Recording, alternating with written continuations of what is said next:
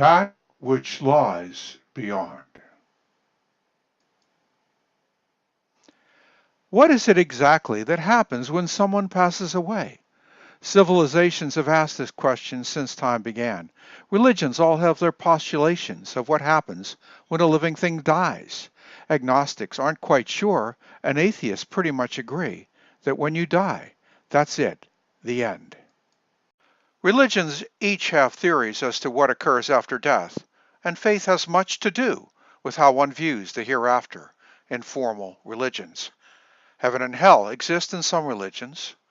A close friend of mine was tragically killed over 30 years ago in her home. The killer was never found, and the case remains unsolved to this day. I have a profound respect for those who have passed over. I pray often for each of us alive, as well as those who are no longer with us. Though I do not know exactly what will happen after I die, my hope is that my God will forgive me for my transgressions, and I hope to eventually get to a place some of us call heaven. No one is certain. My friend did not have the luxury of dying a peaceful death. Like soldiers in a war, she was alive a few minutes before, and then she met with an unspeakable evil which extinguished her life force.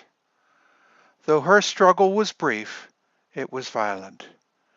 It is claimed by some that a tragic death often leaves unresolved issues that the victim has left undone. People that they never got to say goodbye to, and countless deeds left undone, and dreams that could never happen. Some believe, as I do, that traumatic death may trap the energies of the once living into a state of not making a peaceful journey to what lies beyond, and may be stuck in this dimension. My friend did not have the luxury of dying peacefully among her family, friends, and loved ones. Instead, she was violently tortured before she passed away. As such, her spirit may not be at rest. The candlelight vigil held raises issues, and 2 sets of photos seem to show a spirit. The first set of images, 2 pictures, were each taken about 2 to 3 seconds apart. The first is crystal clear, and the second is heavily occluded by a mist or fog. Neither photograph was manipulated physically or digitally in a post-production program such as Adobe Photoshop. Since there were no fog machines or other appliances used in the park to fog the image, I'm convinced that my friend manifested her energy here.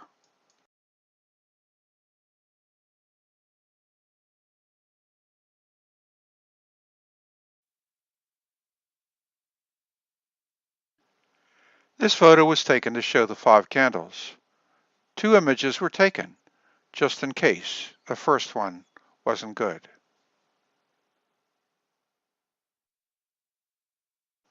This image will shortly fade into the second image taken several seconds after this one.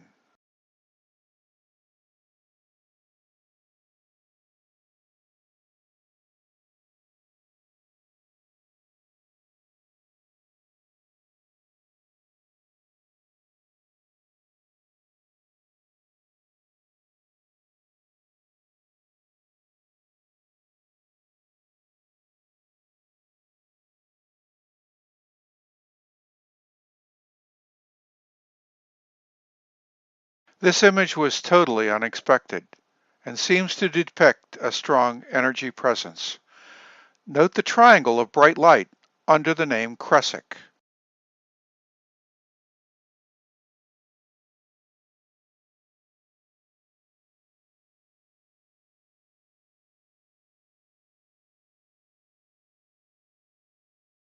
I could not help but be perplexed by what I saw. If I was conducting an experiment to prove the existence of spirit, I couldn't have asked for a more profound example. Though I have seen spirit photos from people at Gettysburg, I know that these manifestations are most difficult to have. My dear friend, it seems, was showing me that she was here.